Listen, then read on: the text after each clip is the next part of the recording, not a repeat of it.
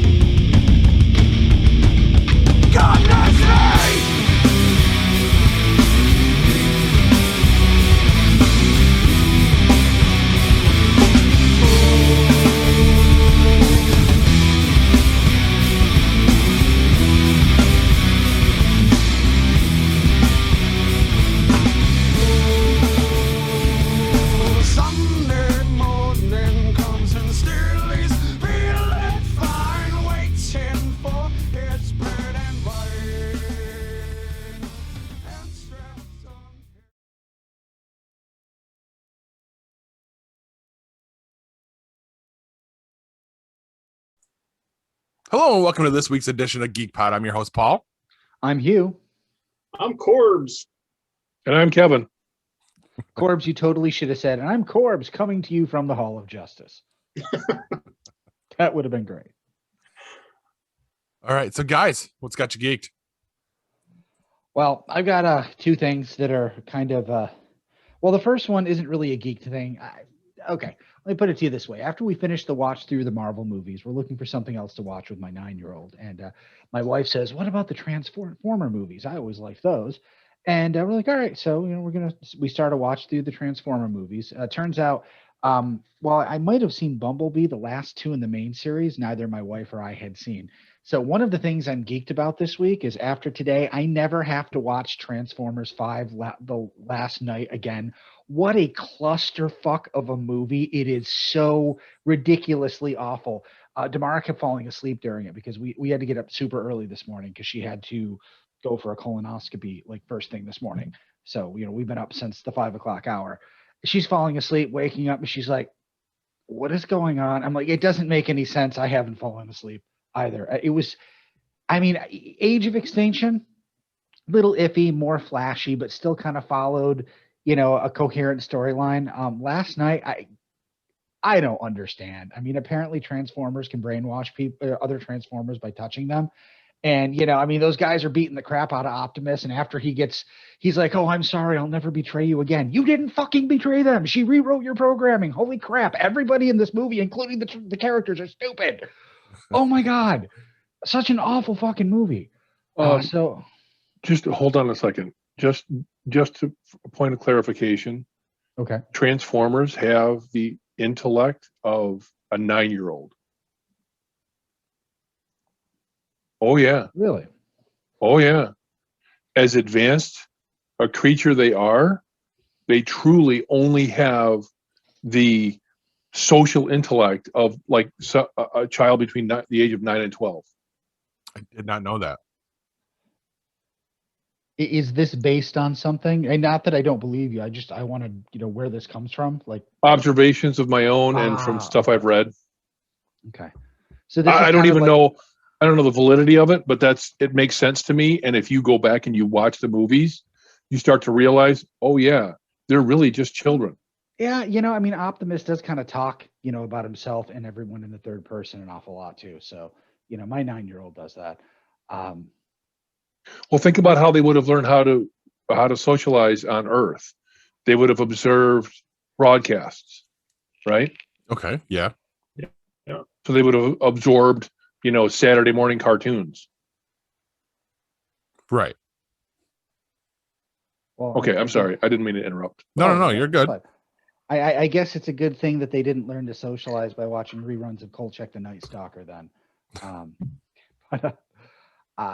Anyway, yeah, I had no idea. I mean, I knew that people complained about it when it came out because they tied the Transformers into King Arthur and Merlin and the Nazis and all this time travel bullshit. And just actually watching it on screen, I'm just like, how the fuck did they get Sir Anthony fucking Hopkins to appear in this mess?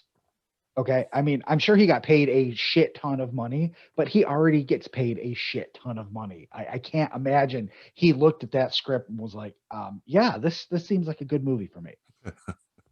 And is he in a lot of the movie, or is it like a quick? Really? Yeah. He's in like the middle half of it, like the middle part of it. Yeah. It's like, I don't know, like 30, 40 minutes right in the middle when Mark Wahlberg shows up and they bring the girl there and they start talking about Merlin and the last night and the thing with his arm that he's, kid's Excalibur and blah, blah, blah, blah, blah. Yeah, he must have owed somebody a favor. I don't think I saw that movie. You didn't? I didn't. Yeah, don't. Okay. It's not worth it. The other thing that has me geeked this week, and this almost didn't have me geeked, is and I should have looked up the brand, but bought a new brand of blue cheese this week, and came in a wedge, and I was all excited about it. And I learned that blue cheese can also be green, and I didn't know that because I open this up and I flip it over, and I see these cavernous green holes in it. It kind of looked like, those ceiling tiles that have like the little tiny holes and stuff in it, but it was green. And I'm like, oh my God, is this bad? So I had to go look it up, and apparently, yeah, it can be green or blue. And then I'm like, really carefully, I'm like, I don't know, is this going to kill me? And then I ate some, and some of the best blue cheese I've ever had. It was amazing. No kidding. Yeah. So if you get green, blue, I mean, it straight up looked like moldy caverns of nastiness. It looked awful, but I've eaten worse.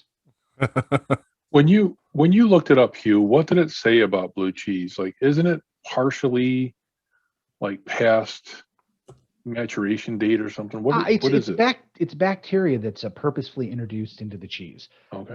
But it's good bacteria, or at least it's not bad bacteria, and that's what gives it its funkiness. But of course, bad bacteria can look exactly the same in different colors. But apparently what you need to look for is if the white part of the cheese has green on it, then you're in trouble. But the blue or green parts apparently don't grow any extra bacteria because of the bacteria that's already there. So it's kind of like you can't get double AIDS. Right. and there's no piggybacking bacteria. Is that what you're telling me? Yeah. Unless like on the white part where the mold isn't, if you see weird discolorations there, then you have to throw it in the garbage. Yeah. But it was good shit, and that's what's got me geeked. All right. Corbs? What? It's like he's never been on this show before. What are we doing? I'm sorry. What? I'm lost. I mean, you have the mental capacity of a transformer, for Christ's sake. I do. Actually, less than that. Oh, sorry. I mean, is it my turn? I don't know. I don't know what's happening right now. For me, it's simple. Tomorrow, I'm playing in my first golf tournament with my buddies. First time in 20-something months, almost 2 years now. Due to the Wuhan and all that stuff, we haven't been able to play in like golf tournaments. We play golf, but not golf tournaments. It's just the first tournament we're playing in. Captain and crew out in Rome tomorrow. So chance to play some golf and go out and get stupid. Perfect. That's one of my favorite pastimes. Being stupid? Getting stupid. Yeah, no, mine too. All right, I'm done. Kevin, you want to go? I'm stupid. No. I don't know. I sent my motorcycle seat out earlier this week. I sent it to a company called Renazco. Renazco. Renazco. Renazco, I would say. I thought, I don't know. They're out in the Midwest, and I'm having it rebuilt. They're going to add some padding to it, make it narrower, so it's easier for me to use when I'm standing up and off road. I like motorcycles and I ride a lot, so I've heard that you're kind of fond of motorcycles. I think you've mentioned it before. I don't know if I did or not. You could be on one right now and we wouldn't be able to tell. No. I actually am. It's small. I'm not going to tell you where. That's what she said. Don't worry about it. All right. Well, mine's a bit different. I'm excited for the Dino Safari. Have you guys heard about this? Yeah. Yeah. Actually, I have. I've seen pictures. Yeah, we're going tomorrow morning. And for those of you guys that don't know, this is at the New York State Fairgrounds. It's in town from the 14th to the 31st. And their attention-grabbing paragraph is, grab a prehistoric passport and join over 40 giant moving dinosaurs on a globe-trotting expedition at Dino Safari, a completely drive-through dino adventure for the whole family. Get up close and personal with the most fascinating prehistoric creatures, from the mighty T-Rex of North America to the giant amphibious Spinosaurus. I didn't know that was amphibious. From Africa. While you learn how dinosaurs evolved over time, where on Earth they've lived, and the discoveries paleontologists have made about how they ate, moved, and behaved. Beware. Along the journey, earthquakes might erupt, dinosaurs could battle, and your family might just have to help save a baby dinosaur's life. All from our car. So buckle up for the adventure of a lifetime in this completely COVID-safe experience. It's a full drive-through. There's supposed to be 40 full-scale, moving, scientifically accurate animatronic dinosaurs with smooth, quiet, and realistic movements. Okay, that provide a thrill. Like, apparently, I got some smooth movements that provide a thrill. You are not smooth. Come on. I'm a little herky jerky. You don't know me like that, Paul. I don't want to. I knew that was coming from somebody. I wasn't offering.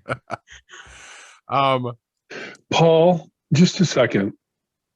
I think the majority of what you just read is exactly what it said on the brochure for Jurassic World. Or maybe Jurassic Park. I'm just going to leave it at that. Yeah, I don't think you're wrong. If you see Jeff Goldblum running, go with him. Run with him. Yeah. Apparently every car gets a survival pack, which has take-home activities. Now this, like I said, it's a drive-through experience. Does it have Tyrannosaurus Rex urine? In case you're going to want some. I don't want that. You do want that, and you really don't want to ask how do you get it. He can collect it himself. Just bring a bucket, Paul. And a raincoat. I'll free up one of the buckets I've been using for gasoline. Maybe. There you go. This Trash is bags. Oh God, I saw that. That's awful. Awful. What? The people filling trash bags full of gasoline. Oh, Yeah. You know, panic filling. Darwinism at its best. God, I hope it works out that way. Oh, it did. Boom. It did. I don't know if you heard, somebody did it and blew up their car. Perfect. Boom. Filled up like 9 garbage bags full and then decided to smoke a cigarette in his car. Because Oh my why wouldn't God. you? Yeah. Blew himself up. He Nice. survived. Car, not so much. But yeah. So we didn't go full Darwin. No, he went Darwin Dumbass style. All right. Well, if we don't have anything else to add, guys, what are you playing? Well, I'll tell you what I'm not playing. Valhalla? Wrath of the Druids. Now, I don't know if you know this, but the DLC for Valhalla dropped this week. Mm-hmm. Okay. I don't know if you've already downloaded it. I have the season pass. So, well, there was a little trouble getting it downloaded, but what am I playing is going to go off in a different direction this week because I started playing something else while waiting for this. And I booted up Wrath of the Druids. I made it as far as Ireland. And I'm like, fuck it. I don't want to play this right now.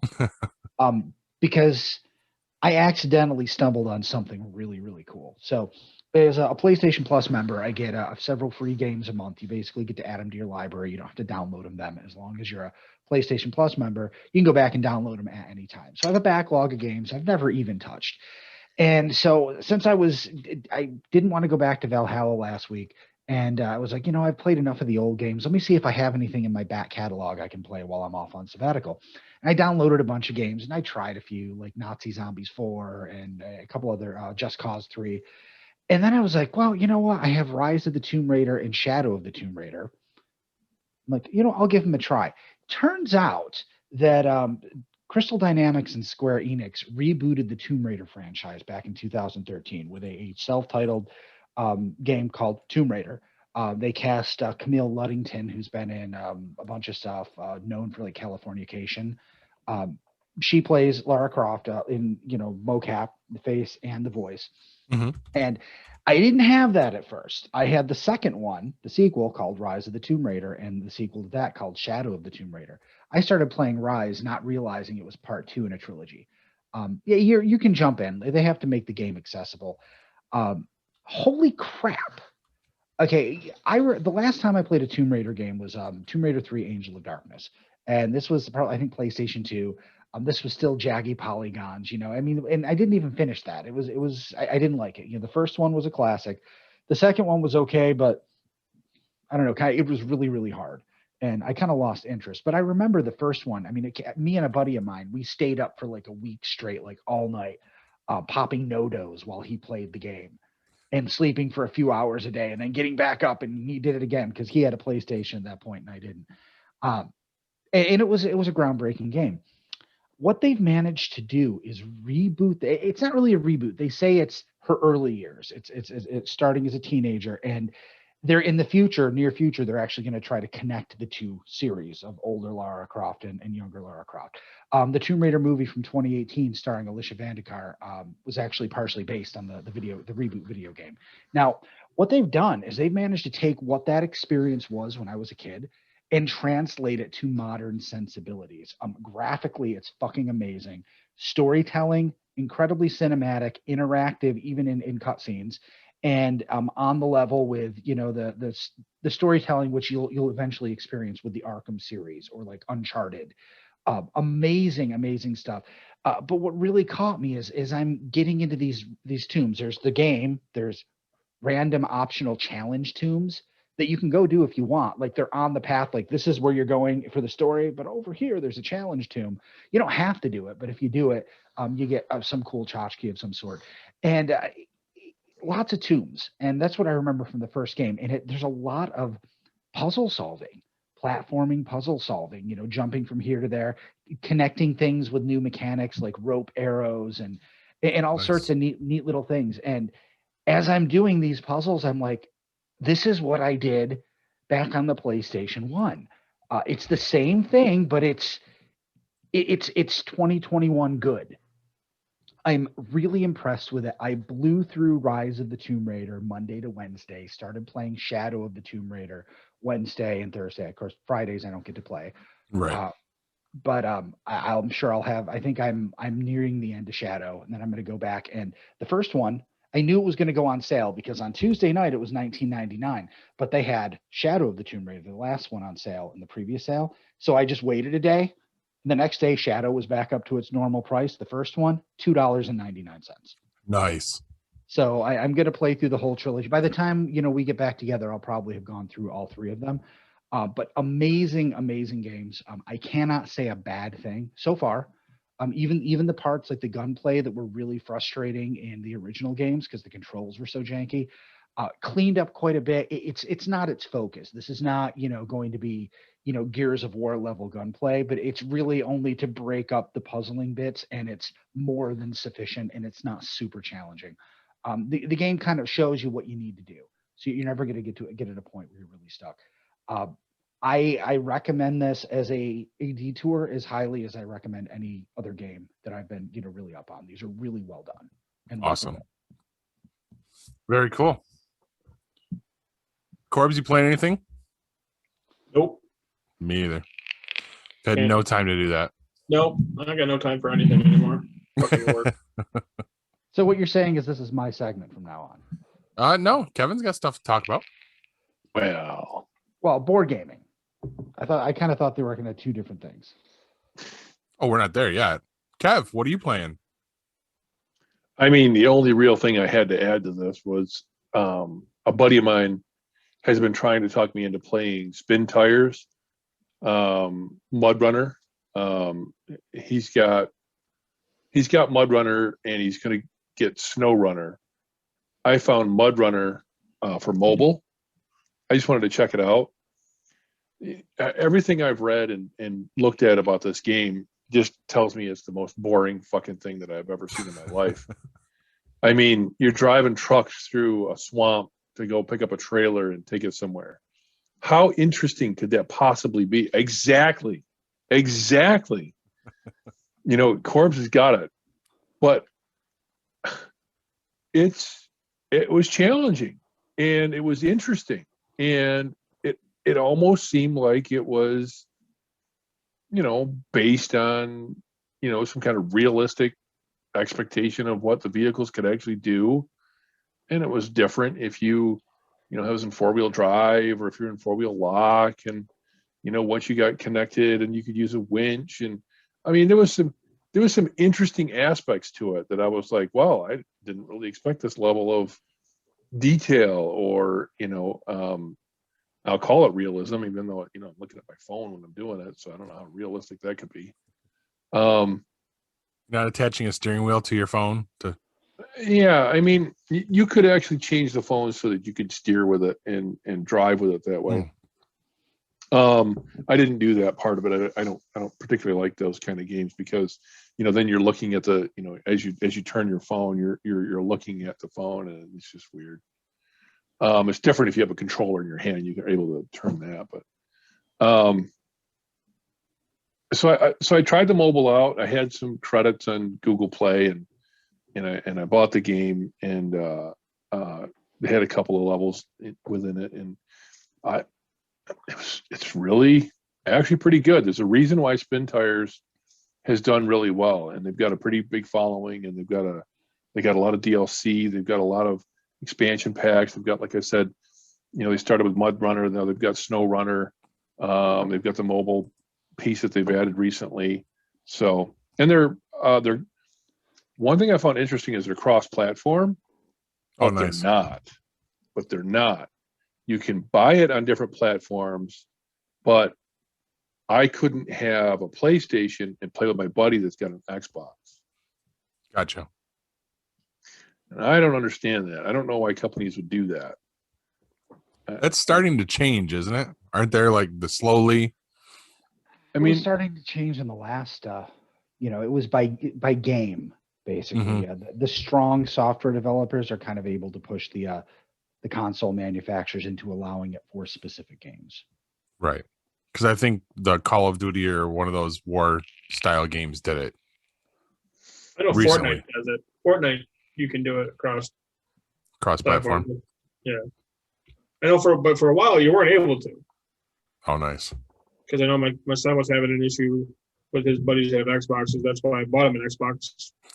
And then, of course, they were like, oh, no, now you can do it. And now he plays on his fucking computer. That's exactly why. Because they both want you to go, oh, well, now I have to buy this other console so I can play with friends.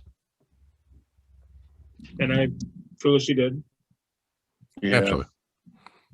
Well, I barely use the Xbox 360 I have, so I wasn't going to go out and buy a new one. And I don't have time to dedicate to these things, so I'm sure as hell not going to go out and buy a new PlayStation. Right. I hear you.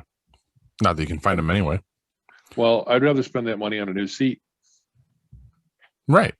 Keep it comfortable. All right, Kev, what do you got on the tabletop for us this week? Oh, all right. So let me fix my camera. How's that? Is that better? Mm-hmm. Much. Now we can tell when you're trying to say something, so we don't keep cutting you off. That's fine. I'm used to it. I work all day with a bunch of people that don't give two shits about what I have to say. Yeah. Why does Paul cut you off all the time? Yeah. Anyway, so I don't have a board game this time. It's another card game, and it's one you probably heard of. Hopefully have played, and if you haven't, I have to say you have to try this game, and I'm going to give you some very specific guidelines of how you should try this game. It's called Cards Against Humanity, and it's an absolute riot. Now, it's a fun game that you get together with some folks and you play your cards and you put together these funny sayings and everybody has a great time, and whoever's turn it is, they get to pick the right answer, the right answer, and then that person, whoever, submitted that card, they get the points. But the absolute best part of this game is when you can encourage people to play that would never say these sorts of words and phrases in their lives. And if they do, they sure as hell wouldn't say it in mixed company. That is when the game turns from, fun to, oh my freaking God, this is hilarious. And we have the best time. I mean, you laugh your stupid asses off. Now, I have a friend that he's got a very good memory, and he remembers like all the cards we played. And I have a lot of expansion packs. I think I have the majority of them. There's probably a few I don't have. Some of the more obscure or very targeted expansion packs that were made for specific job categories or things like that, because you can actually have them make a expansion pack for you for your business or your job field. Wow. Like the legal field that Paul and I work in. We're IT, but we work for a law firm. You could actually, if it doesn't already exist, you could have them build you a pack, and it could be 20 cards, could be 100 cards, that would be specific to the law field, and it'd be pretty freaking hilarious. Well, you get all these expansion packs, and then you have to have something to store them in. And I got this great big box. I didn't bring it up tonight. I don't have to show it to you, but you can look it up. It's called the Bigger, Blacker Box. It's exactly what it's called. It says so right in bold letters right on the top of it. And you have enough room inside of it to fit all these cards and all the expansion packs that you've got. You fit them all in there. Plus the box, and now this isn't the only one that does this, but this is one of them. Inside the box, you get a little tiny pack of extra cards. So there's probably 8-10 cards in there that are new and give you the ability to add on to the cards you have. But there was something in there that we didn't know about, something in the box that we found out about later on. So we had the box for a year and a half, maybe 2 years. And then one of my friends goes, they hide a card in the box lid. So we turn it over, and sure enough, you run your hand across it, and there it was. There was an extra card that you had to cut out of the liner of the lid. I mean, it was just a really fun revelation to add this extra card. I couldn't tell you what it said. I don't think I would tell you if I remembered. But it's just another thing, and these guys, these people that put this game together, they're all about this sort of, fun. Hey, there's something new, there's something different. And they've even gone so far as to have people submit things to them so that they could add them to the game. And then they give away free games or money or whatever to people that they that submit something that they use. So it's a fun game. It's especially fun when it's one of the games you have out in the evening. So you've got something that you do, and then you bring this out and you play that. Maybe you play something else. Definitely, if you're going to get it, make it the surprise of the evening. Don't start with it. Don't lead with it. Wait till people get a couple of drinks in them, because they're, it's absolutely hilarious. It's raunchy. It's dirty. It's provocative. It is freaking hilarious. There's different games you can that build off of that. There's one called like Disturb Friends and stuff like that you can play there. I've done the Disturb Friends one, and you're right. If you get people that like your grandmother or your girlfriend's mom who doesn't talk like that, and oh my God, just to watch these people try to keep it's the funniest thing ever. I mean, you're just laughing the whole time. Mm-hmm. Yeah.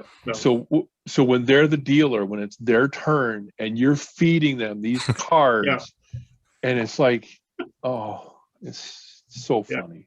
So funny. Yeah, it's a good time. Are you Buy aware a set and play. Are you aware that there's a mobile version of this called Yeah. Cardcast? Nice. I wasn't aware of that. You can cast it from your phone and to your TV, and you can play with a group of friends. That's actually how we used to play with my older daughter Lana. She was, I don't know, 15, 16 when we started playing. I'll tell you, there were some cards that came out of that were hilarious. I mean, she always skewed older anyway, so it there were no revelations there for her, but it certainly was hilarious when your 16-year-old drops the bigger black, the bigger blacker card I'm talking about. Oh, And nice. I'm only not saying it because I don't want to ruin it for anyone who might go out and buy this. So. yeah. That's the thing is, it's so much more fun to experience it yourself than to listen to somebody else talk about it. I mean, it's kind of a cliche card game now. It's like, oh, Cards Against Humanity. Everybody has that. Well, if you don't have it, you need to have it, and you need to play it with some people that, you might not necessarily have that kind of a close relationship with, just because afterwards, your relationship's going to change. All right. On that note, I'm going to throw it right to our commercial break, just because we're running out of time and I don't want to get us caught off again. Good. I'm empty. Perfect. When we come back, we're going to go right into the news. Stick with us, guys. Looking for the hottest new comic on the shelf or a keyback issue to complete your run? How about that rare statue or action figure that you've scoured the internet looking for? Come to Collectibles Galore, located in North Syracuse with ample off-street parking. Collectibles Galore has a huge selection of comics, toys, and rare pop culture items you won't find anywhere else. Comics Galore is always buying comics and toys and will give you the fairest price for your collection. New customers get 15% off their first purchase in store. Collectibles Galore for all of your pop culture needs. Stop in and see for yourself why Collectibles Galore is the king of comics.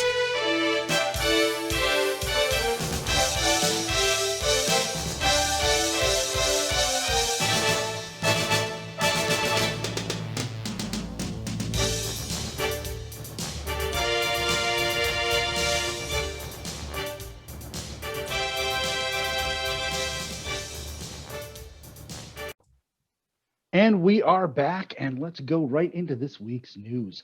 First up, Ben and Jen's excellent adventure. Proof of time travel may have been found this week when all signs point to Ben Affleck and Jennifer Lopez having gotten back together. Bennifer in the headlines and Tim Tebow getting signed are both very 2004. Now, one tweet suggested that the Bennifer loop is now closed and we have returned to the previous timeline. Go check the spelling on your kids' books. It's time. Let's see if anything's changed.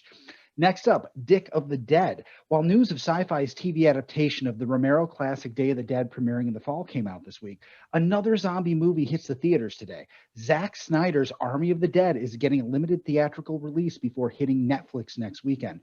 Snyder revealed last week that he cut a gag from the movie where a zombified male stripper had a huge penis with a bite taken out of it. He felt that was way too much. Although now we are missing out on being able to call a circumcision the Snyder Cut. And finally, where does he get all these wonderful toys? Sony news has just blown up this week. First of all, 2 brand new colors of DualSense controllers are available right now for pre-order. They have Midnight Black and Cosmic Red. That is the one I pre-ordered earlier today. If you have a PlayStation 5, you're going to probably find that you need a second DualSense because as amazing as that controller is, the battery life, I don't want to say it's not great, but I used to be able to go 3-4 days before I charged my PlayStation 4 controllers. These I have to charge every day.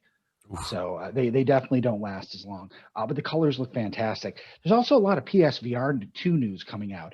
First of all, they've released a lot more detailed specs. We know that the resolution on this is going to be better than 4K. They're looking at 4,000 by 2080, about 8.3 million pixels, which is going to be a huge increase in the quality of the picture. That's one of the big problems with the original PSVRs. It's like standard definition.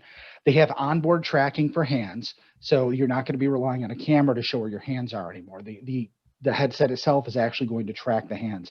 They're also doing some eye tracking, something called four-aided rendering. Basically, the idea is it can tell where your pupil is looking, and it can devote more programming resources or hardware to the direction you're looking in, and not focus on your peripheral vision. That's going to help increase the detail on what you're looking at and also make things run smooth. I'm sorry, it's foveated, not foveated. My handwriting's atrocious.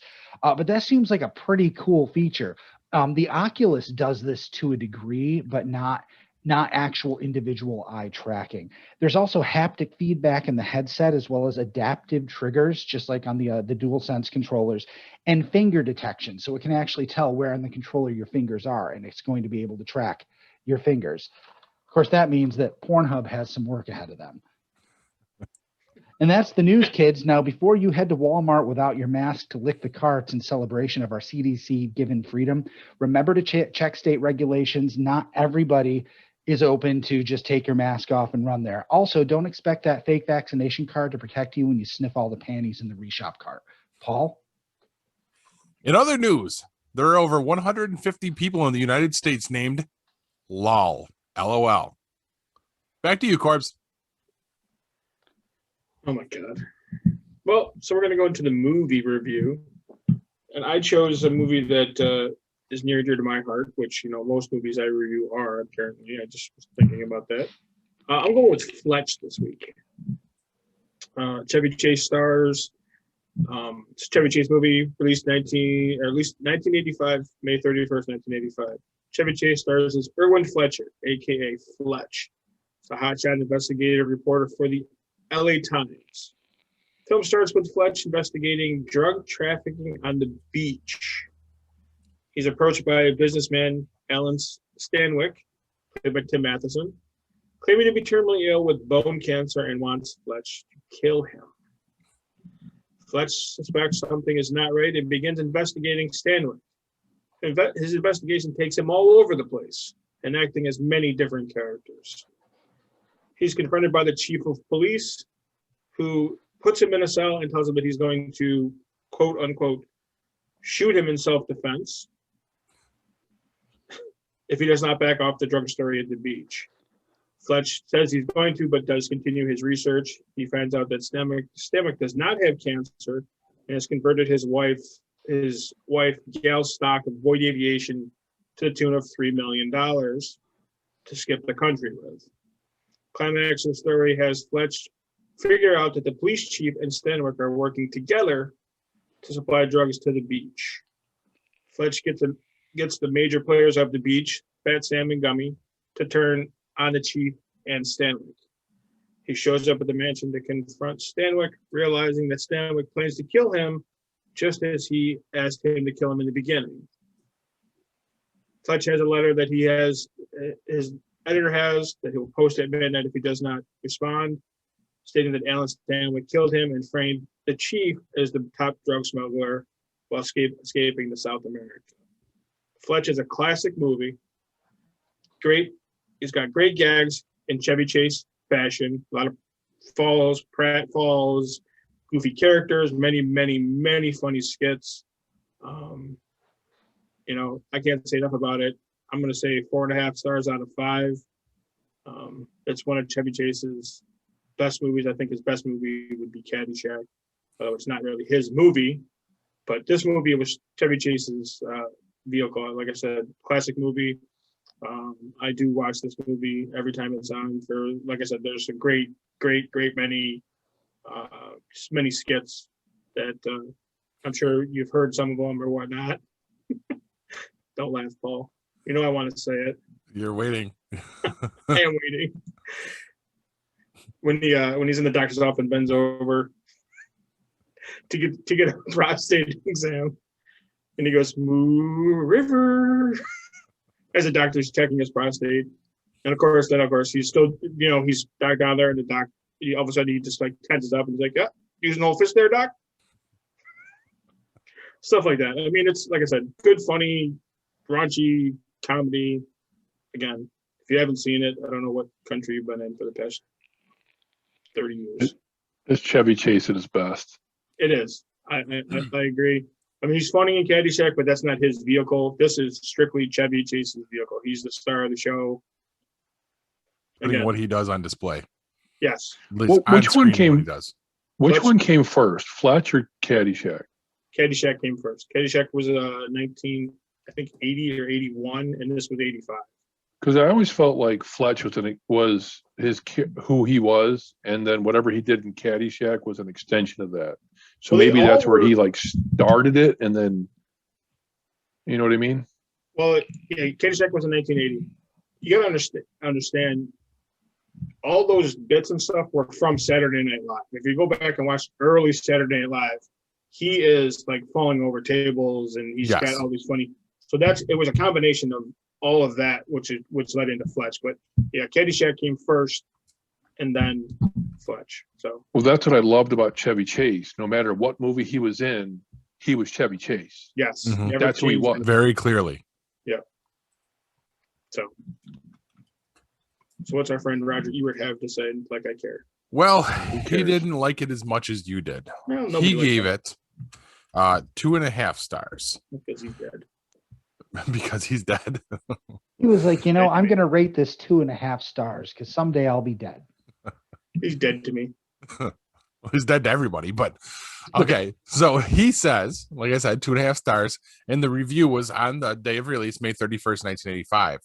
He says, why did Chevy Chase want to play I Am Fletcher, the iconic, which I think they mean iconic, hero of Gregory McDonald's bestsellers? Was it because Chase saw a way to bring Fletch to life? Or was it more likely because Chase thought Fletch was very much like himself? The problem with Fletch is that the central performance is an anthology of Chevy Chase mannerisms in search of a character. Other elements in the movie are pretty good. The supporting characters, the ingenious plot, the unexpected locations, but whenever the movie threatens to work, there's Chevy Chase with his monotone, deadpan cynicism, distancing himself from the material. See, he really doesn't like him, huh? Fletch is not the first movie that Chase has undercut with his mannerisms, but it is the best one since Foul Play. Anyway, his problem as an actor is that he perfected a personal style on Saturday Night Live all those many years ago and has never been able to work outside of it. The basic Chevy Chase personality functions well at the length of a TV sketch when there's no time to create a new character, but in a movie, it grows deadening. Fletch is filled with a series of extraordinary situations, and Chase seems to react to all of them with the same wry dubiousness. His character this time is an investigative reporter for a Los Angeles newspaper. Deep into an investigation of drug traffic on the city's beaches, Fletch is approached by a young man, Tim Matheson. It's funny to see him referenced as a young man now. With a simple proposition, he wants to be killed. The story is that Matheson is dying of cancer and wants to die violently so his family can qualify for enlarged insurance benefits, but Fletch doesn't buy it. Something's fishy, and Fletch pretends to take the job while conducting his own investigation. The case leads him to an extraordinary series of interesting characters. The film's director, Michael Ritchie, is good at sketching human original. And we meet an aging farm couple in Utah, a manic editor, a no-nonsense police chief, a mysterious drug dealer, a slimy doctor, a beautiful wife, and a lot of mean dogs. Every one of the characters is played well, with the little details that Ritchie loves. The scene on a farmhouse porch in Utah is filled with such sly, quiet social satire that it could stand by itself. The movie's physical comedy is good, too. A scene where Fletch breaks into a realtor's office, scaling a fence and outsmarting a vicious attack dog. It's constructed so carefully out of comedy and violence that it is a little masterpiece of editing. The problem is Chase's performance tends to reduce all the scenes to the same level, at least as far as he is concerned. He projects such an inflexible mask of cool detachment, of ironic running commentary, that we're prevented from identifying with him. If he thinks this is all just a little too silly for words, what are we to think? If we're more involved in the action than he is, does that make us chumps? Fletch needed an actor more interested in playing the character than in playing himself. So, yeah. No, the movie only worked because it was Chevy Chase. Exactly. I was doing some research on it today. They were talking about like Mick Jagger playing him. Really? Yeah. There's somebody else too. I can't remember who it is right now, but I know Mick Jagger stood out to me, and I'm thinking to myself, Fletch only works because of Chevy Chase. I mean, see, and I don't have any experience with the books that they were based on. Yep. So I really can't say, but I mean, it was one of his iconic performances, both in Fletch and Fletch Lives. Yep. And it makes him likable, which apparently, like in Hollywood, is really hard to do. Since I'm told or have read that Chevy Chase is a colossal douchebag. Aren't all actors? He's more so than others. He's not the really, only former. I don't consider him an member. actor. I consider him a comedian. Yes, but he's still an actor because he acts for a living.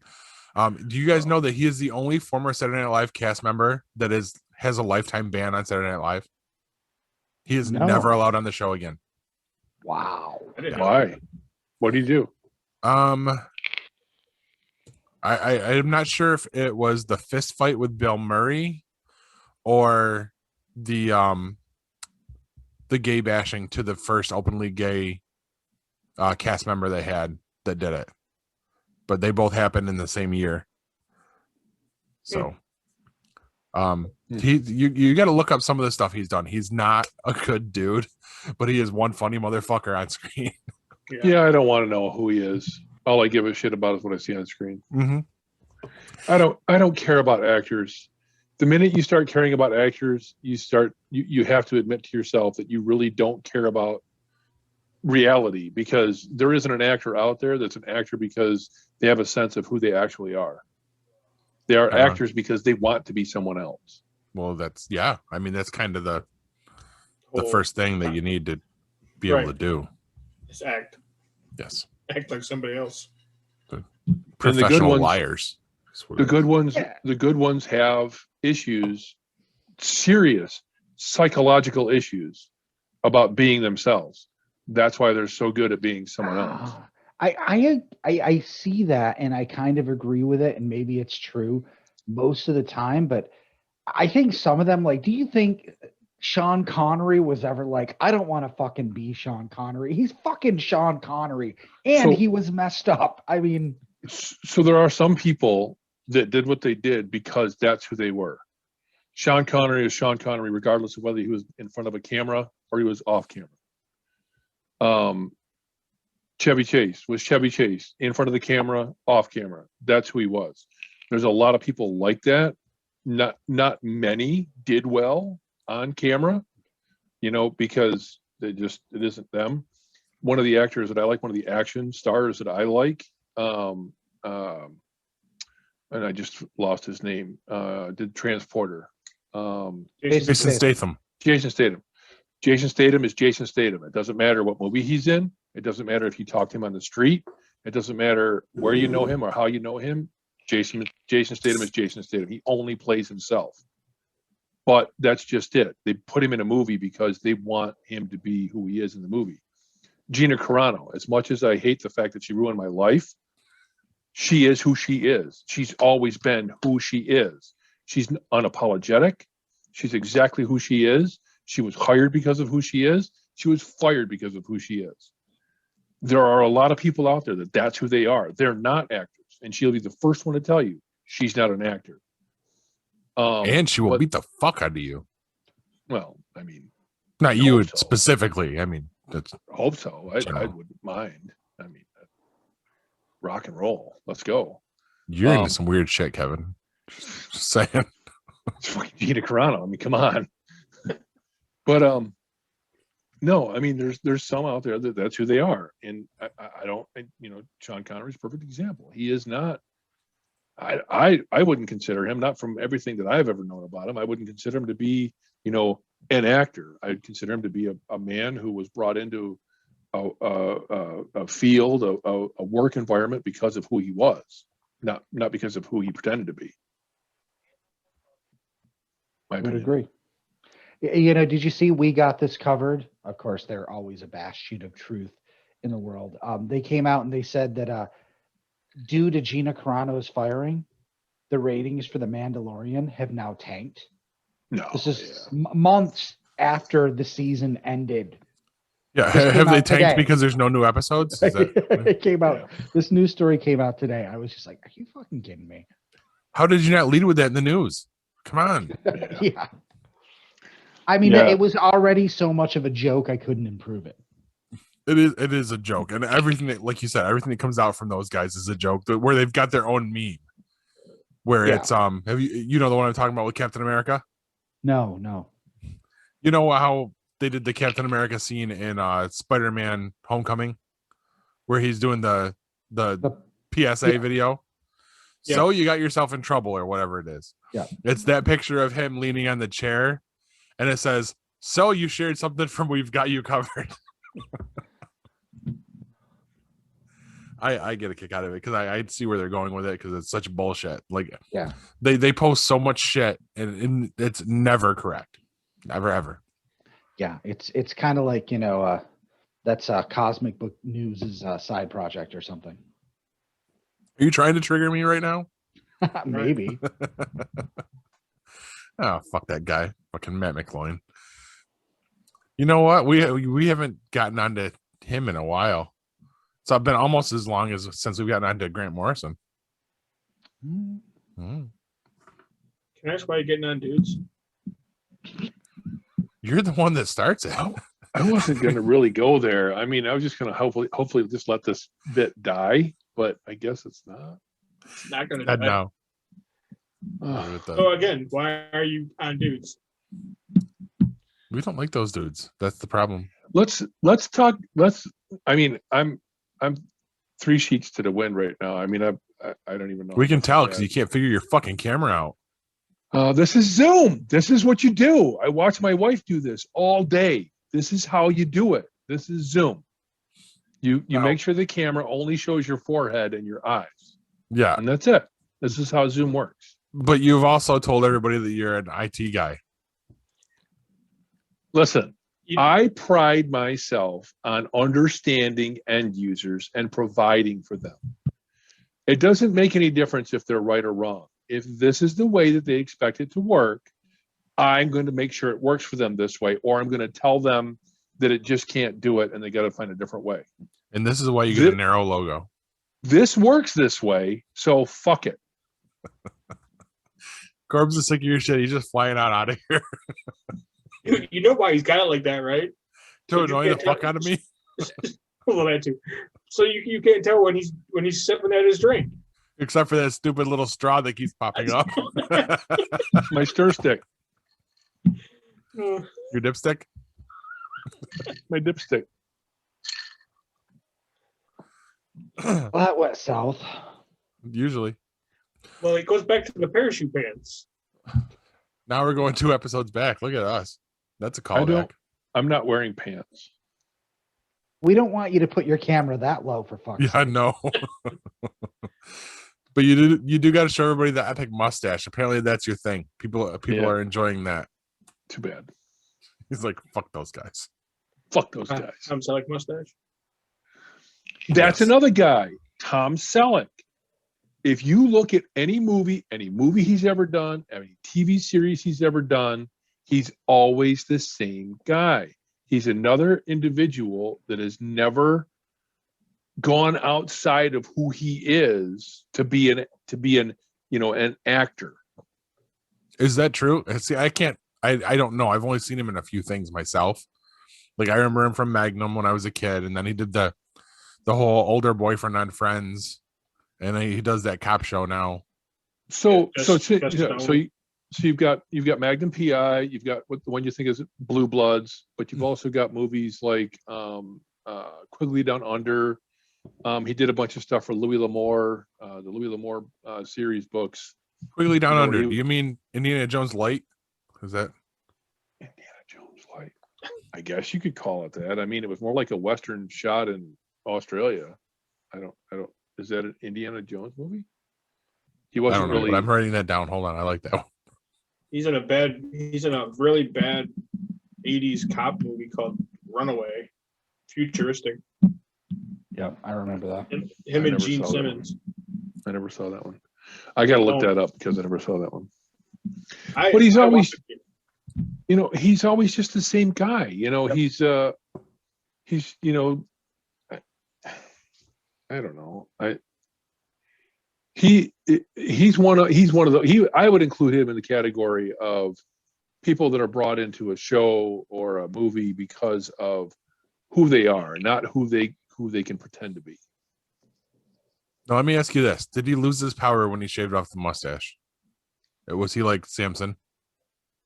I'm sure he became a girl at that point because that's what would happen. I can't use that one for a title. That's almost as offensive as a couple of the ones I've already used. And we have to honor that if that's what happened. Right. That's right. Because you shave your mustache, you grow a vagina. It's that simple. There's some stuff that's so good that I can't use it because iTunes will kick that shit right across the fucking river. That's gone. I'm pretty sure the word vagina is one of those things that I can't really use. Speaking of iTunes, okay. Do we have an adult rating? We have an explicit rating, yes, but they still won't. They'll kick back the titles. So I ran across, as I was cleaning this room out and throwing stuff out, ran across my old iPhone 3. Okay. This was, early iPhone. Yes. And I bought a charger for it, charged it up. I was like, you know what? I'm just going to play around with this thing. You know what I've discovered? And this just boggles my mind. If I'm on my Android phone and I search for a game or a program that my phone can't run, it just says you can't run this. If you do that on an Apple device, it doesn't tell you that unless you go digging through the page, and then it gives you a list of the fucking models it works with. And that is just so stupid. Yep. Misleading. Extremely misleading. That's why we had to upgrade the girls' iPads when we had 2 years ago. There was something for school that we were supposed to run, and the iPad that we had basically told us to fuck off when we tried to download it. Yeah. And I wish I could find I was trying to find my purchase history. I mean, yes, this is going back over a decade, but I mean, I wanted to find out, on Google, again, if I want to go see the games I downloaded when I got my very first Droid Aris on launch day, I can see every single app I've ever installed. Cannot figure out how to do that through the phone itself or in iTunes on the computer. Because Tim Cook doesn't want you to. No, it's there. It's there. It's hard to find, but it's there. I could show you where it is, Hugh. And I'm an Android user, but I've always supported iOS devices, so I understand iTunes. And it is there, and it's under it's in iTunes, and in the app, it's a little bit easier to find than it is like in the application that you would install on your computer. But if you have an iOS device with the iTunes app on it, you can find it by going to do that shit right now. Oh shit! It's like your profile or something, but it's actually it's a place where you go to the apps you own, and in there you see the apps you own, and it'll show you the apps that are on the device you're on, and the ones that are not, and that's how you find the list of stuff that you've ever installed. So even the free stuff that you've installed, it's considered, owned. Well, I will look that up. We're not going to bore people with that, though. No. When we go to break, you can tell me. This thing's it's iOS. This is going to take 40 minutes to boot up anyway. So. Right, and you have to wind it up first. So I wound it up before the show. Perfect. Don't do it. It's iOS. It's not worth it. I just wanted to see what games I had on it before, just, throw them on there, play around. It's just something to kill time with, Snakes. Is that what you have on there?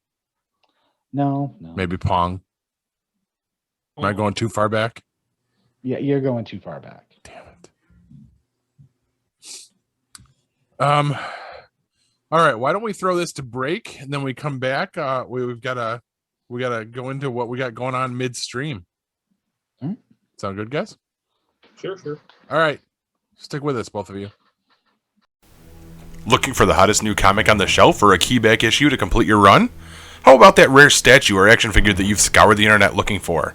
Come to Collectibles Galore, located in North Syracuse with ample off-street parking. Collectibles Galore has a huge selection of comics, toys, and rare pop culture items you won't find anywhere else. Comics Galore is always buying comics and toys and will give you the fairest price for your collection. New customers get 15% off their first purchase in store. Collectibles Galore for all of your pop culture needs. Stop in and see for yourself why Collectibles Galore is the king of comics.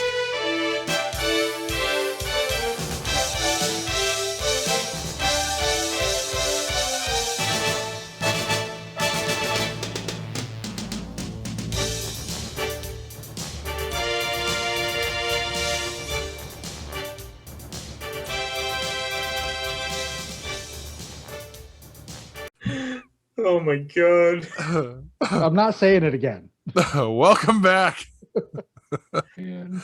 I'm just gonna say, guys, you missed a lot. Somebody save me. There was a lot said. And I just first thing I want to do is rest in peace, New Jack. He died? Yes, he did. I didn't know that. About 2 hours ago, 3 hours ago. News broke. If you don't know, ECW luminary New Jack. Oh wow. Known for crazy stunts. Yeah. He is passed He's on. the innovator of violence. What did I mean, was it natural causes? Was it drugs? Did he die in a shootout? If anything, if I know New Jack, it was drug related. Yeah, I'm gonna say it wasn't natural causes. I don't have all the info, and I'm not gonna look it up. Heart attack. Carjack? No. ECW star New Jack, dead at 58, suffered heart attack. I guarantee it was cocaine induced. He had to follow after DMX, apparently. I'm just saying. I watched the DMX. Isn't that a cough syrup? Uh-huh. I watched the Dark Side of Wrestling on New Jack, and he was high doing that. I believe it. So hold on. You just mentioned DMX. DMX and Steven Seagal, two guys in a movie together, both in that movie because they were themselves. Just saying. Right back to it. I was gonna say it's a callback. But I watched that thing. I watched the Dark Side of the Ring and the life and death, the life and times of New Jack and whatnot. That dude was, let's just say, fucked up is not even close to what his problem was. Yeah. He was beyond. He had claws. Why? Like as in Wolverine claws. I don't remember New Jack having claws, but okay. This picture I'm looking at. No, there was a match that he apparently had something like Freddy's Wolverine's claws, and it was like a gardening thing or whatever. He broke off, one of the pieces broke off, and he put it in his pocket. And some guy was wrestling some guy, and apparently he punched him, and he took this thing out and stabbed the guy in the match 11 times. I'm not surprised. EC Dub. This wasn't even EC Dub. This was in like some wrestling thing down in Florida with like 5 guys in the audience. West Smyrna, Illinois, and he's just stabbing people. Yeah. It was just like, what happened to his forehead? Oh, dude, that is a lot of blading. That's what that is. Yep. Yeah, there's he had that stabbing incident where he ended up in jail, and then he had the mass transit issue. What now? You don't know about that one? No, please tell. That's where when he was with ECW, this was back, before they folded.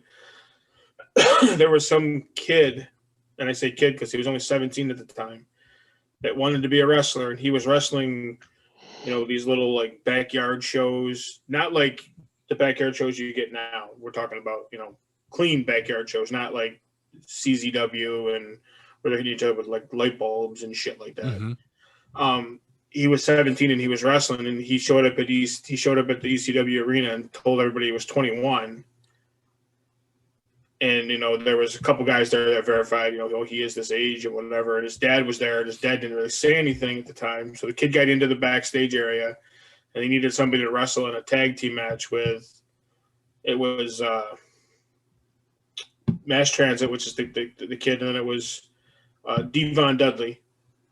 They were together, and then I think it was New Jack and Mustafa, which are the two were wrestling at the time or whatever. They were the gangsters. So what happened was this kid came to New Jack and was like, I want you to cut me. Oh boy. I want to bleed. But then he's like, before that happens, I want to get a few shots in or whatever. And you didn't do that to New Jack as a new guy. You didn't go up to a veteran. You don't tell him what he's going to do. Yeah, exactly. And so New Jack went to Devon before the match started and said, look, we're going to throw your ass out of the ring. Don't get back in. We're going to fuck this kid up. And they fucked him up. Not knowing that this was a minor. Yeah. Yeah, he had a scalpel. And he cut him across the forehead with it. And it was, just gushing blood. Like he bent over and it was like running out of his forehead. So, it was bad. And I'm sure this is televised somewhere, right? Somewhere. Yeah. There's, if you go on YouTube or whatever, you might be able to find bits and pieces of it. I don't think you're going to see the whole thing, but they hit him with crutches and cheese graters. And everything that, he used to bring a trash can full of weapons to the ring. Shit. Yeah, and it was stuff that people brought. Yep. They would bring it, throw it in a trash can. If it was something that they could use, they'd give it to him. If it was, a handgun or whatever, obviously wouldn't fly. That one maybe goes outside. Yeah, right. So, but yeah, they tooled this kid up, and of course, the father, you can hear the father in the during the match saying he's only 17. He's only 17. Well, he told everybody he was 21. He knew what he was getting into. It doesn't make it right because obviously he's a minor and whatnot. When you finally find out that he's a minor, maybe you should have stopped. But New Jack didn't have that switch in his head. So, but yeah, they actually ended up going ahead and having to go to court for it because they filed assault charges against him. So, but of course they ended up winning. But New Jack won, because the kid lied. Yeah. Oh yeah, it was definitely that show that behind the dark side of the ring there was pretty weird. And they actually asked New Jack, well, how does your story end? He's like, it's just me sitting in a wheelchair at 65, 80 years old, snorting cocaine and drinking. So him dying of a heart attack, I guarantee you that's drug related. Yes. So 100%. It's conjecture at our point just to cover our own asses, but most likely that's what it was. So, what's he gonna do? Sue us?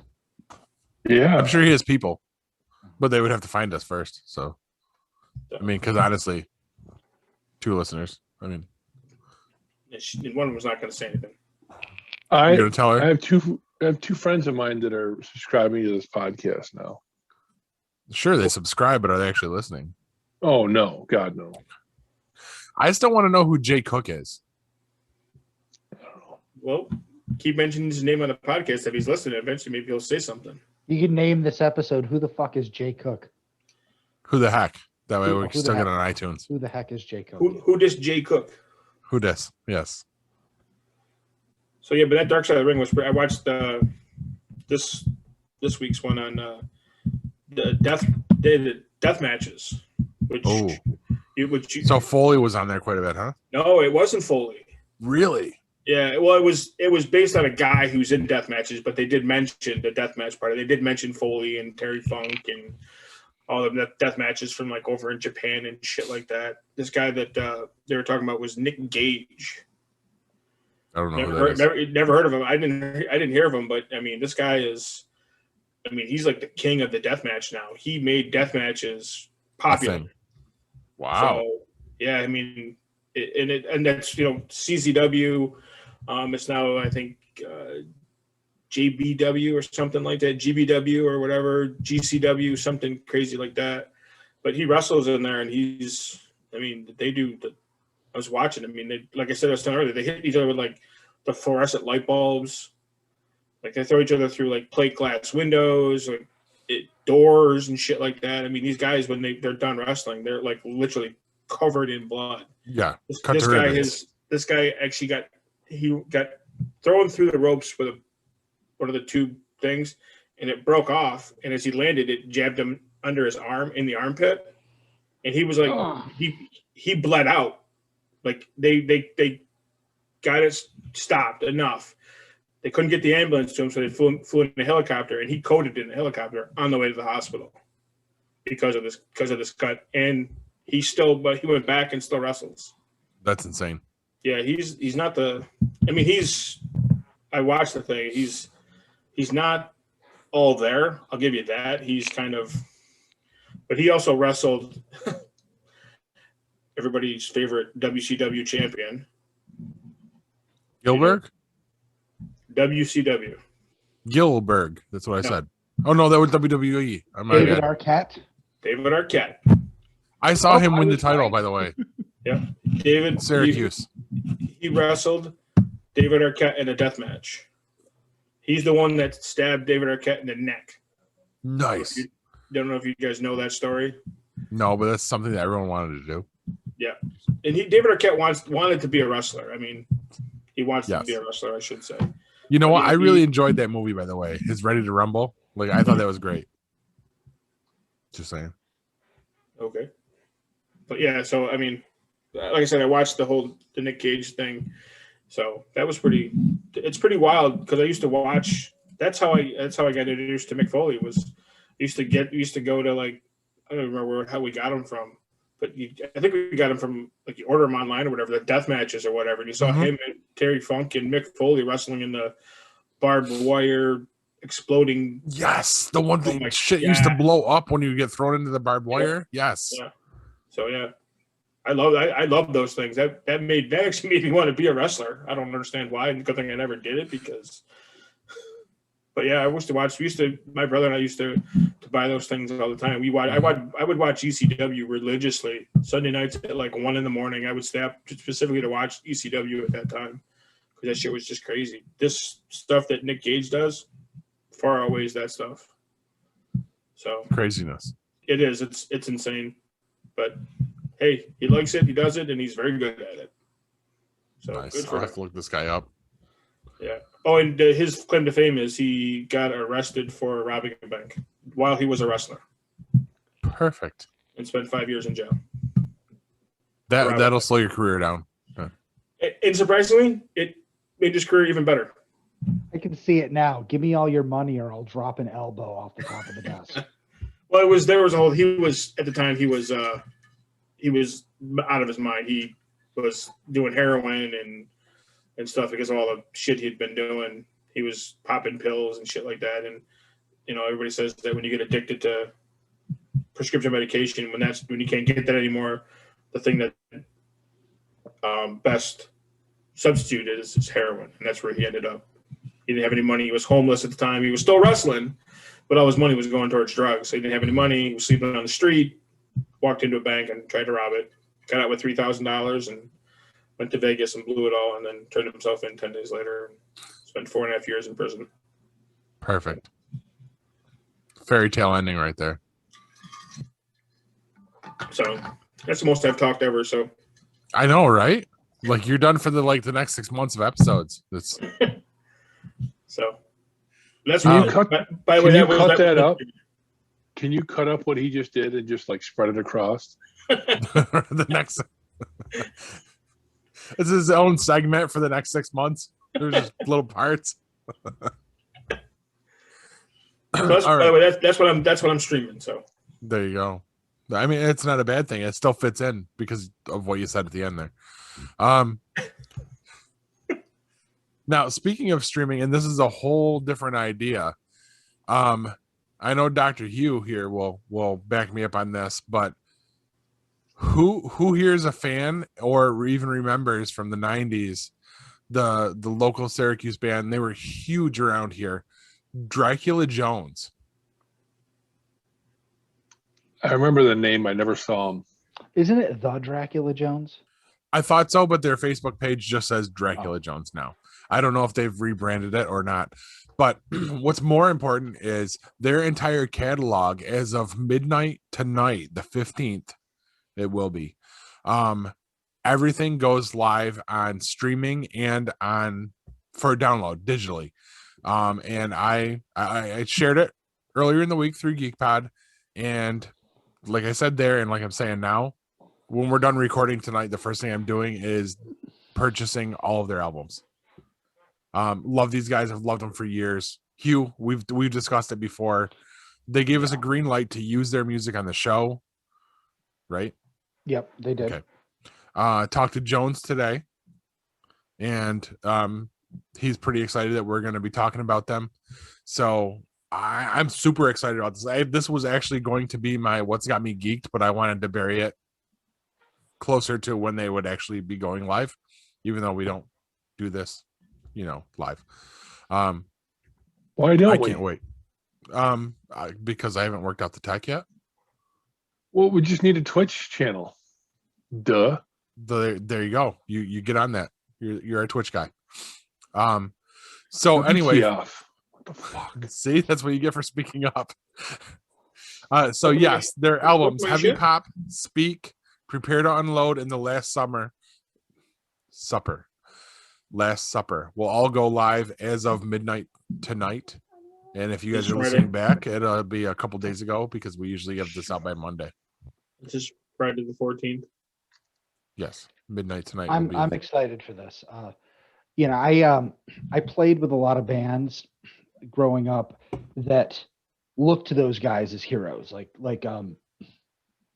One of the bands I was in was like really tight knit with another band who were like friends of theirs, and they would open for them. It was kind of like the Tears, and that's how I learned about them. And then one night we're jamming, and their guitarist comes over and just hangs out and plays with us for all hours of the night.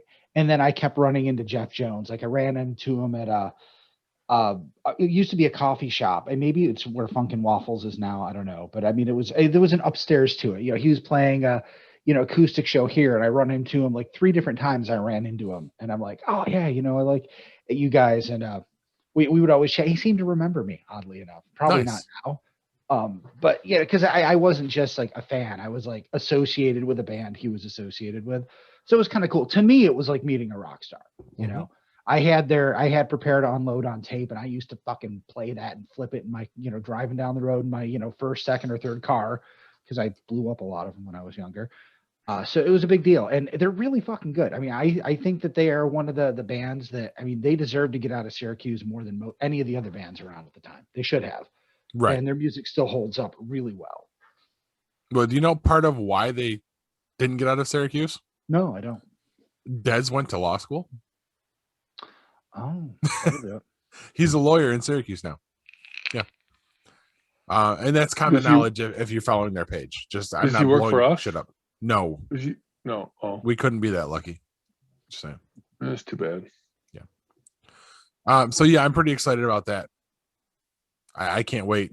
And I will make sure that we are done recording in plenty of time for me to get the iPod and download everything. I hope we're done recording way before then. Holy shit. It's like an hour and 10 minutes away. Theater of the mind, man. Theater of the mind. Come on. All right. So anything else that we're streaming here? As usual, we're talking about Fear the Walking Dead. What a weird episode. Yeah. Was not impressed with it. I thought it was beautiful. Dude. And unexpected the way that it ended. The way that it ended, it was crushing. I'm not going to lie. The way that ended, it does crush it. The whole episode, though, like going through it, leading up to that, I'm like, I don't like this. I didn't need this. And then the ending does get you. Like that's heartbreaking. So I realized early on what it was. Did you? You caught it? I did. Yeah. It was either a dream or it was her living through the last few minutes of her life. I really thought she was on her way out. Yeah, that's what we thought. We understood what they were doing pretty early on as well, but I was dead sure that she was going, because usually, I mean, you devote an episode to a character and then they die. That's how The Walking Dead does it. This was her moment to shine throughout the whole episode. I never in a million years dreamed they would kill the baby, especially with all that setup. Yeah, that was horrible. But I mean, they stayed with the science, and I'm glad they did, because that is how it works. That's Kev's right that a lot of mothers that have radiation sickness or exposure to radiation, when they get cured, it transfers to to the infant, and 90% of them don't make it. Yeah. So, and the ones that do make it have Issues. other issues. Many. So, Yeah. So the science played in part there to that whole thing. So, but yeah, it was a pretty messed up episode. That we always led up to the baby not making it. That was. So I was like, that sucks. Mm-hmm. But I think that will drive Morgan for the next few episodes. If you see, I think he'll be kind of on a more of a war path, or he'll shut down one of the two. Yeah. So no question, he'll take back up his spear, and he'll go after whoever. Yeah. As amazing as that episode was, and I mean, you could go on and on about how epic it is that a woman pregnant with a child had a moment where, whether or not it actually happened, but she believes that she communicated with her, the child that she was carrying before it died. I mean, that experience, I can't even imagine what that's like. Like I said, you can go on and on and on about that, but more about the key and what the key went to. How do you explain that a submarine, a nuclear submarine, is in a fucking freshwater reservoir before it goes dry? I mean, did it float there without power? Well, I mean, we're supposed to get the explanation of that if they ever get around to filming the web series. I don't know if it's. I went looking for more details on it, but nothing as of the end of March. But we're supposed to see how that got there and what happened. Okay. I mean, it just baffles me, because you got to have a lot of fucking water to use a goddamn submarine. Yeah. There typically isn't that much water in a goddamn reservoir. How the fuck did they get there? Hopefully you'll get your answers. Hopefully. Yeah, okay. Dr. Hugh, are you still watching Batwoman? I'm trying. I'm really struggling with all the CW shows right now, but are you caught up? I am not, but go ahead. I mean, I saw the last episode, but I haven't watched the one that just came out this past week yet. I'm right with you. I'm with the Kane becomes Cersei, whatever the hell, the Sionis. Yeah, that's where we were too. But it kind of blew my mind that we're actually getting a live action Stephanie Brown. I had read that's going to happen, and I'm sure they're going to fuck it up royally, which makes me kind of not want to watch, because she's one of my favorite characters. Yes, which is the only reason why I'm bringing this show up on the show right now. Yeah. There you go. I had to click that away. So yeah, I'm actually excited to see what they do with it. But you're right; they're going to fuck this up. Yeah, we talked about it at length before about how they were way too focused on Kate when they shouldn't. They should have just changed. Should have let it go. Now we actually have the character back, played by a different actress, which they could have just fucking done to begin with. Yes. I agree. So now we're how many episodes in of stuff that really didn't fucking have to happen? Right. That just hasn't mattered at all. Yeah. All right. Let's wrap this up. Kev, you wanted to talk about Amazon Prime's War of the Worlds. I just wanted to ask one quick question about Batwoman. Is it worth watching since Ruby Rose is no longer Batwoman? No. And it's not because she left the show. It's just because the show went to the shitter is what it did. Yeah. It tanked really bad. That's the impression I got. I haven't really seen much of it, but I mean, I know who she is, and I mean, I followed her career, and it just seems to me that she would be so much better. I don't know why she left. I don't understand any of that. Supposedly an injury. Yeah, right? Supposedly you should probably hurt her back or something like that. Yeah. Oh. But yeah, she didn't mention any of that on her Instagram or any of her social media, so I didn't see that. Gotcha. Do you know her background? Do you know anything about her? She's an actress. Lots She's of a model. tattoos, short hair. She has an extra chromosome. What? She was born sex indeterminate. Oh, no kidding. I was not aware of that. Yeah. She struggled with that her entire life. Even though she's physically female, she's not mentally. I mean, she literally has, medical situation where she is not sex determinate. Interesting. I was not aware of that. She goes into it a little bit on our Instagram. It's a good read. Nice. It just gives you a little bit more background about who she is. Anyway, go ahead. So you were asking me about what I've been watching on Prime. Yes. So I found this series, The War of the Worlds, and I wasn't really sure about it. I mean, I read the book, I know about the radio show years and years and years ago, long before, I was alive.